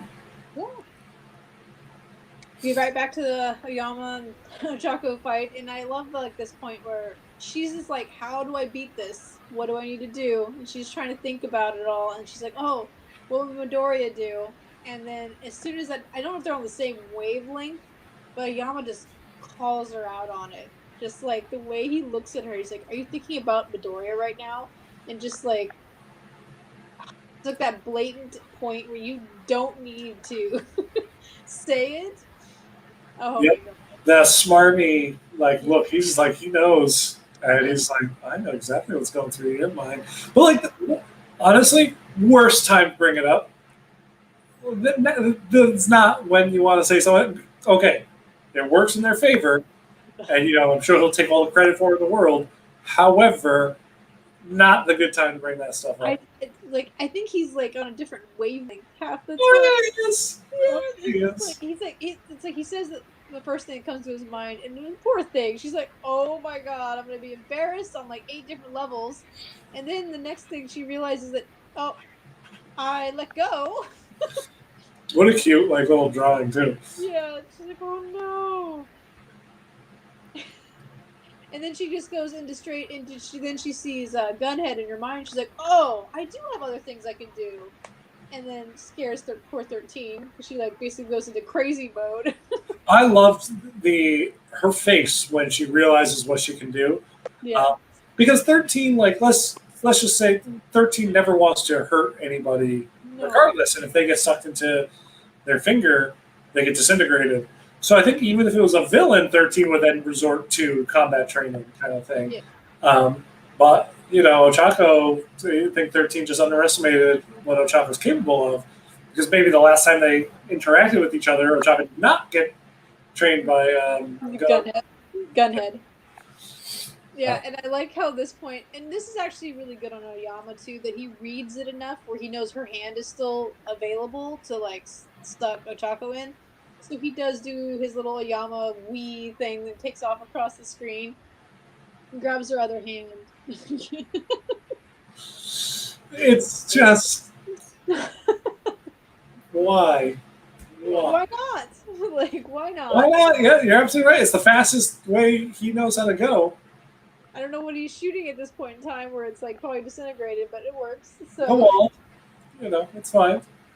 she's I just, love Ochako's face during this whole scene. yeah, just in mode, and then she handcuffs her and then wins. So it's just like perfect. Yeah. There's Aoyama on the side. Yep. Ochako looks so badass here. Like, that would be a great faceplate for an endo. But, whatever. We could do that. Stripping the varnish. Didn't quite I kind of get it, but at the same time, I don't know. I was trying to think who else was left, but I was like, I don't. We'll see. We'll see if we get it. Or maybe.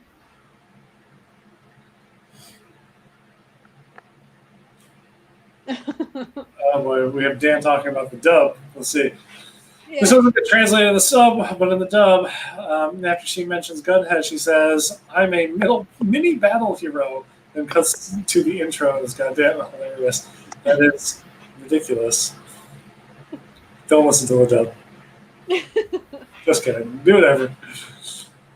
This whole battle was just. You didn't even need to worry about Kaminari and Mina. They didn't really do much besides run and scream and panic. This whole battle was basically they should have stayed on the principal and watched him drink tea badly. Because he wasn't even paying attention. He goes from like super poised to like crazed. Well, so, the great thing about Nezu is like his ability is that, he's just super smart, right? And he can kind of like calculate out any formula. So like he's all the way on the other side of the map, but he knows if he hits this one building this way, it's going to set off a chain reaction here that does this, that does that, that does this, that'll eventually just block off an entire route to the exit. So, like they were so outmatched from the beginning. Yeah. Like that, it's not even funny. And I don't know, it's kind of weird that they didn't use Mina's acid to kind of just melt their way to the start, which is what I would have thought they would have done. I think they try. Like she opens up the things, but they don't know where they're at. She opens up a thing to get them to hide, but like from the beginning, I guess they're kind of busy running from their life, so they kind of get thrown off course. Like she tries, she does attempt to do something, but it's just. And I don't know how much tea is in that cup either, because it's like everywhere. Oh, it's a full cup. Yeah. It's a full cup. He's so funny. And then they explain a little bit about how he was like experimented on. Yeah, basically. Because I'm assuming they've never seen an animal with a quirk before, so they're probably like, "What is this?" So. Or he might have been, because we don't know his entire backstory, but he could have been an animal that was just under testing, and then they injected something that all of a sudden made a quirk manifest that made him become super smart. But regardless, he was experimented on by humans. So Recovery Girl explains it's like he kind of gets a kick out of being menacing to humans, to kind of getting his revenge back in small ways, and we kind of see how menacing he can kind of be. Well, it was funny because you think about this, if you have like a lab rat set up and you kind of think about it, you're making them run through a maze and then you would like cut doors off. So this is like perfect analogy, like him like laughing hysterically. I can only imagine. Yep. It's crazy. But most of these stills are going to be him just going nuts. Like this is like perfect. High specs. High specs. And I like how Midoriya's like, wait, he knows how things are going to fall, and they're just like, yeah, of course, that's how he works. And you're like, oh. Yep. You can calculate to like the finest degree or something like that, they say. And I like how they just ran out of time because they were running around so much. Yeah. They were running, they were hiding, because they had no idea what was happening. Basically, everything was just exploding around them. They were fairly outclassed from the get-go. There was nothing they could do. I think the principal even says it's like these smarter villains are going to sit here and laugh at the bar, that they're not going to give you a chance to figure things out. So. Yeah, exactly. They like to be from afar, and they'll just take care of stuff from a distance if they can. I love this. Yeah. This scene is basically because Froppy's trying to figure out what Aoyama said to her for her to let go, because it didn't look intentional. It just looked like kind of something off. So yeah, well, she went like this. She was like, "Oh my god!" Embarrassing when you see embarrassing. Yeah, and so when she comes in, he's like, "What did Aoyama say to you to like make you do this?" And she just starts like flipping out, which is super adorable because obviously Midoriya is there and she can't do anything right now. And I Not know that she would Froppy, admit to it anyway. yeah, but I know Froppy realizes it halfway through. She's like, "Oh, so there was something there. I'm Yep, sorry." it Super was cute. cute. What a cute scene. These, I don't. The next one is your girl. So, and so he's saying this is a good matchup because there's sound related quirks, and having Present Mike there to cancel it out is quite ingenious. Yep, it's And great. he's annoyed. And what does he say? I don't like anything that's ardor or arbor. Like he like so it's like boring or has trees involved. Yes, it's exactly. It's So exactly what it I said. was like, oh my gosh.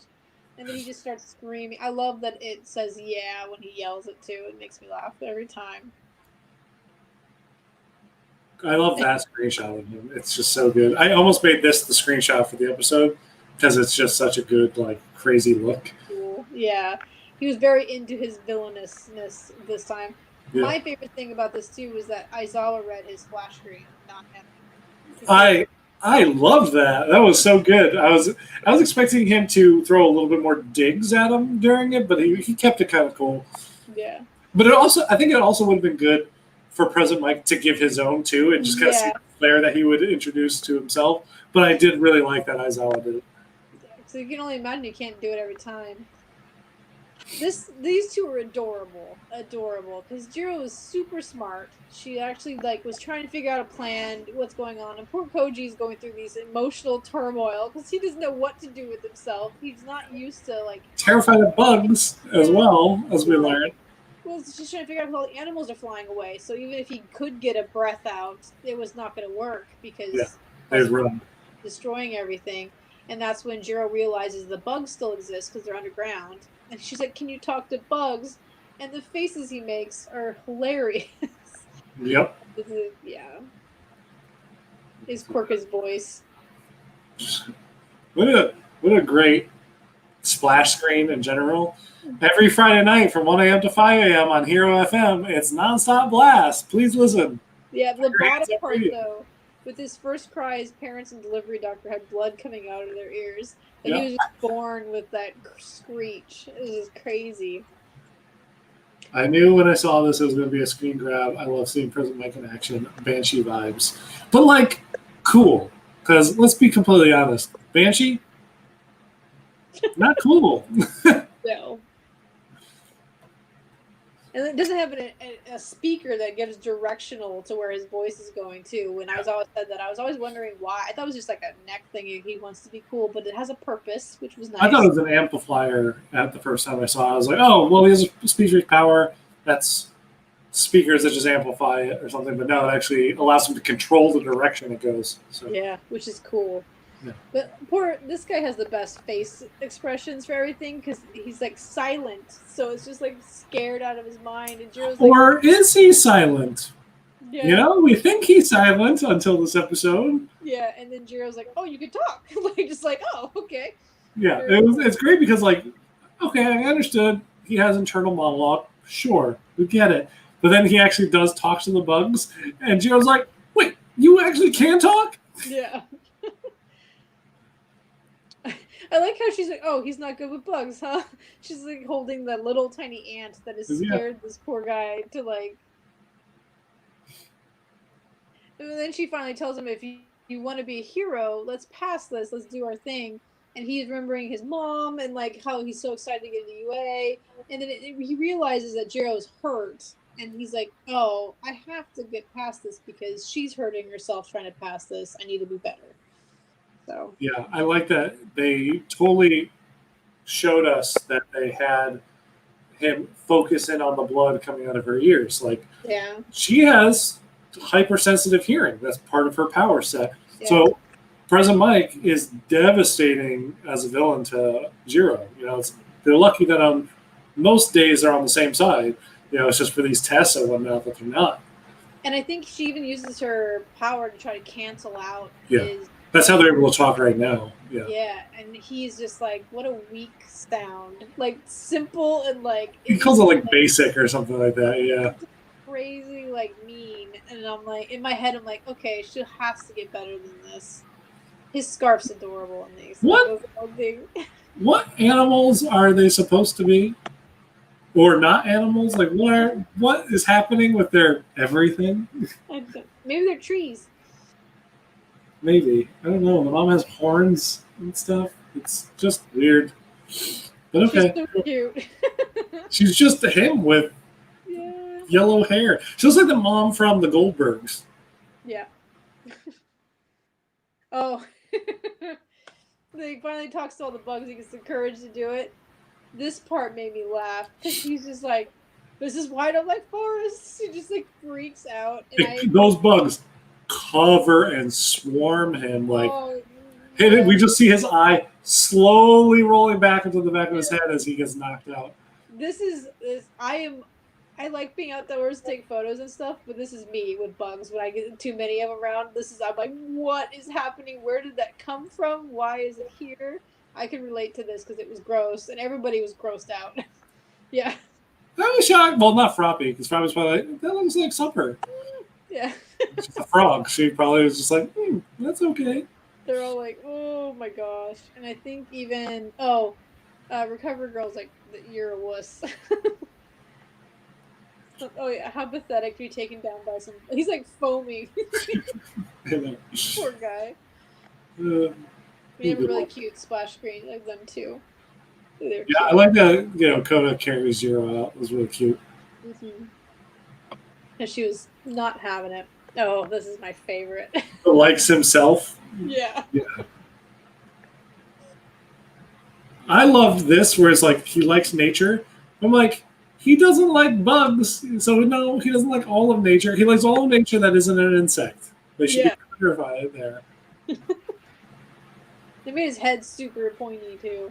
Yeah, they really did. Yeah. To go on to we're gonna have another one before we get to the good one. So this team up has Toru and Shoji, which is like weird with the gun sniper, which I was like, okay, I guess they had to throw him with some people. But the gun sniper also was apparently really good at tracking, so that's why they put another tracker against him, kind of thing. And also Toru is invisible, so it's a great way to use. Can he track someone that he can't see, kind of thing? Really test her mettle in that way. Yeah. And so he's just shooting randomly and going, not randomly, he knows where they're at. And so he knows where they're at. He destroys the wall they're hiding behind. Then he puts a smoke screen down. He's like, I'm going to be able to sense where you are in this. And then I think Shoji's looks around and he realizes that Toru's gloves and boots are off. So he's like, I guess I'm bait. And just takes off running.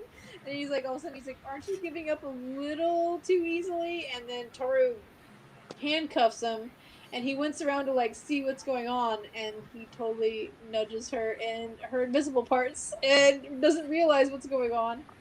And the way she chastises him for this, Snipe Sensei, the way it comes out of her mouth was hilarious.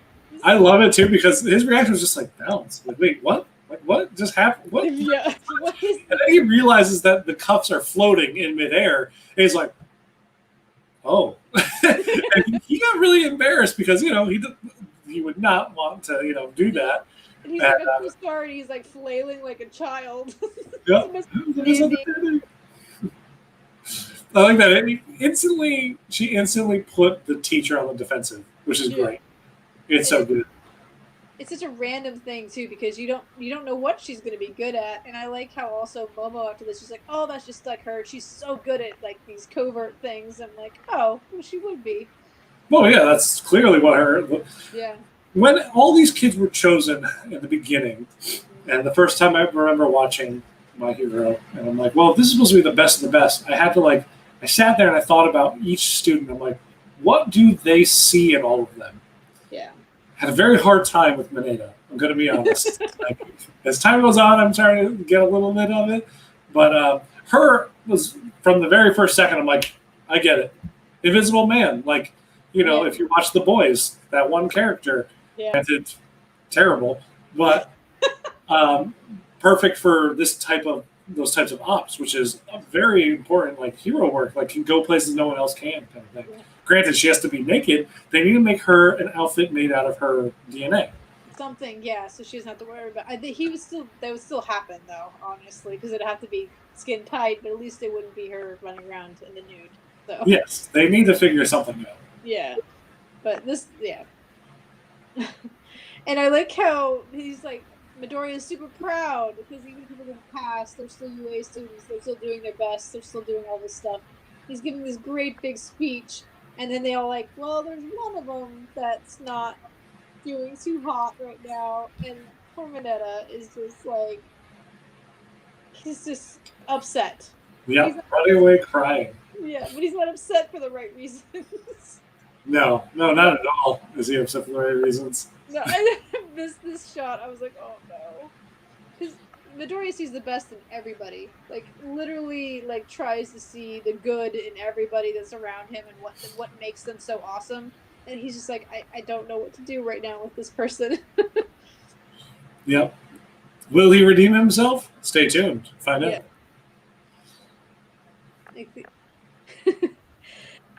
This would make me laugh too because the interactions between Midnight and Mineta like were very close to kin. It's almost like All Might and Deku because even I think later on Mineta explains to her that he sees her kind of like himself because they have the same kind of personality.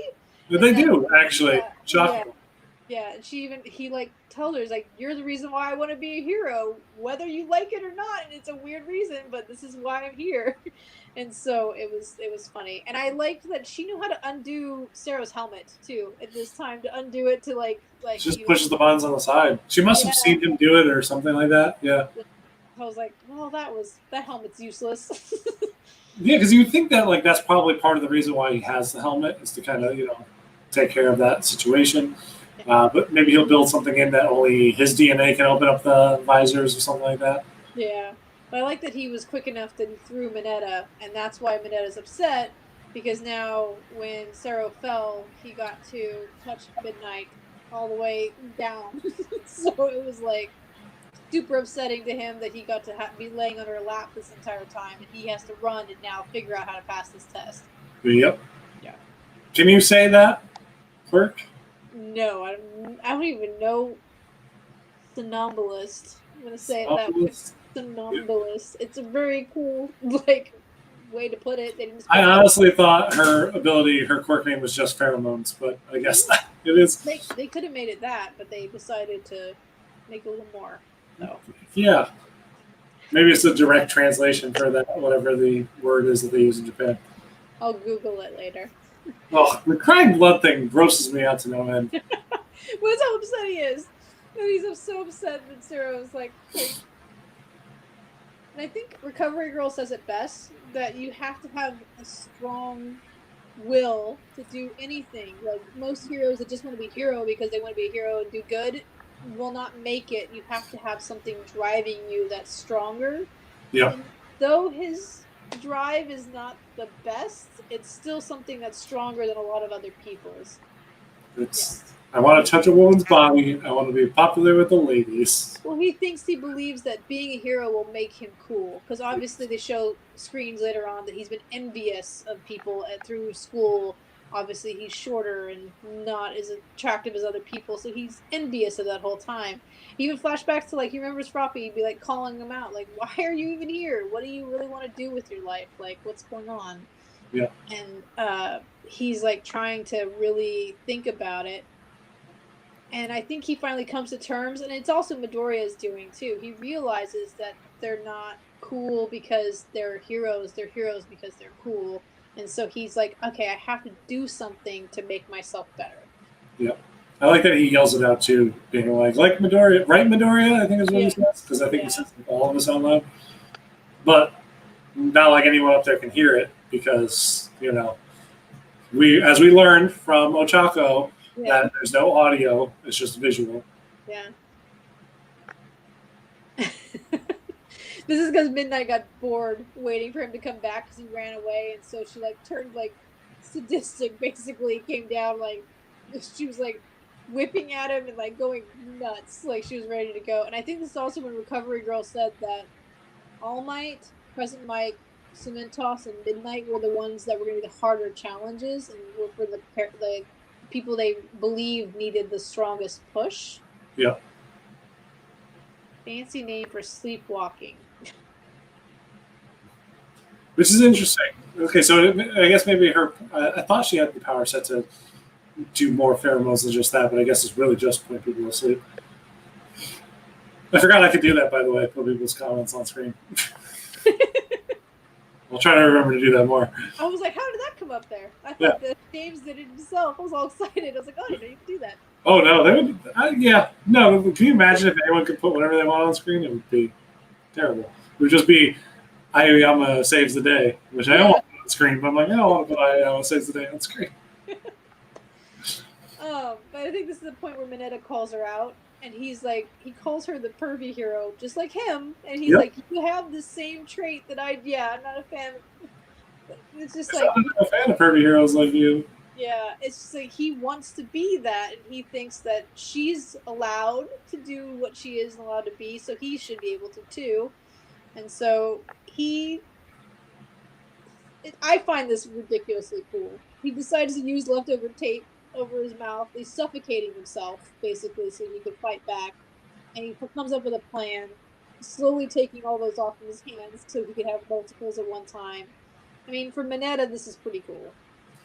Yeah, it is. It kind of looks like when he first popped out, I'm like, is he wearing a diaper on his face? Because it does look like he's wearing a diaper most of the time. But then I remembered, oh no, wait, it's Sarah's tape. That's right. Yeah. And I love how Midnight was very impressed by this. She's like, "You're gonna be able to fight like this," and he's like, "I don't have to fight like this because I'm using my special move." Yeah. Which is the Great Rush. Yeah, which was amazing. And I like that he made sure to get all the points on the whip and everything around her. Like, he was not going to spare any expense on this and just, took off. Yeah, because he got even her hand touching the whip, so she can't let go of the whip to chase after him kind of thing. Yeah. As Recovery Girl even, comments, she's like, he was smart in keeping her trapped far enough away that the pheromones won't be near the doorway so he could remove the tape from his mouth and, save the day kind of thing. And he gets a great moment, I think, in saving the day. Well, the thing is, everybody was like, oh, we were underestimating him and doing all this because, yes, he's complaining the entire time that he's doing it, but he has this idea in his mind when he gets there. He just has to get to that point. And it's just like everybody else, even Momo having that. She was prepped and ready, but she didn't have, the instinct to, just let it go until she got to the point where she was cornered enough for this to work, so.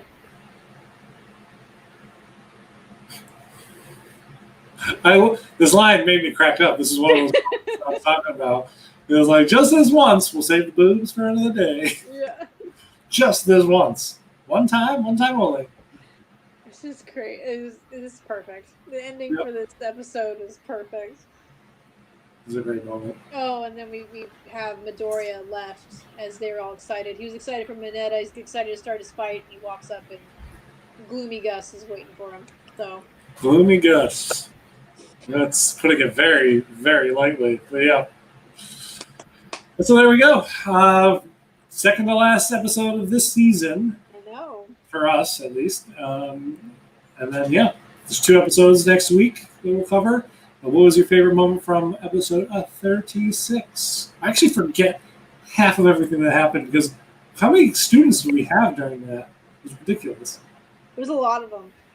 I was like, because you have the Chaco fight, and then we had the principal. I don't even know who's in that one, Kaminari, and then you have Shoji's, and then you have Mineta's fight. So there's a lot of people in this episode, but Mineta's my star moment for this one. I really was impressed because you don't expect a lot because you watched a lot of people lose. You watched Kirishima lose, who's really cool, and then you have Mineta actually utilize his thinking and what's going on and beat somebody who's supposed to be one of the best. So it was cool. Well, as we were talking, with the Momo Rising episode, everybody gets their Rising episode kind of deal, and we'll get to Kirishima's Rising episode. Yeah.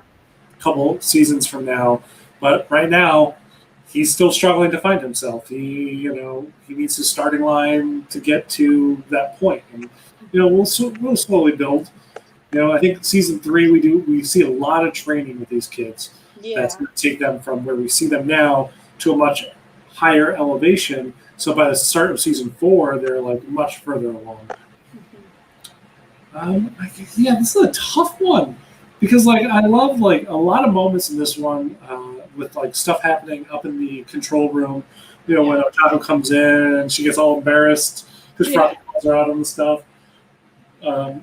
But like, I guess I'd have to give it to Maeda because it was a very surprising moment. It made me laugh in a couple of things because if Midnight wasn't the way she was, that would not have played out that way. It wouldn't have worked in his favor. But he knows Midnight. Midnight's one of his absolute favorite heroes for reasons we don't need to talk about. But he plays it out and he says it, and it's just I don't know. It's a good character arc for him. It kind of lets him show that even his desire to become a hero and the reason why is valid. And Recovery Girl even says she's like, I guess that's a reason. Sure, you just need a reason. So that's a reason. And he's very stuck on it, so it should be good. Oh, but you met that way, didn't you? Great. So, all right, so next week we got the final 2 episodes of season 3. Very exciting first episode, and then a shocking encounter in the last one. And then, we'll take a little hiatus after that, but we got one more episode to go.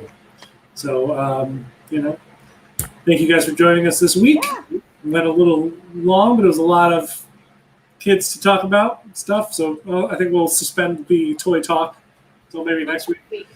Yeah, next week's a short one. Though I'm sure, between my love of Midoriya and your love of Bakugo, we're going to make that episode just as long as this one. So, all right, guys. Thank you guys for tuning in. Thank you guys for hanging out with us. And we'll catch you next week. See you guys later.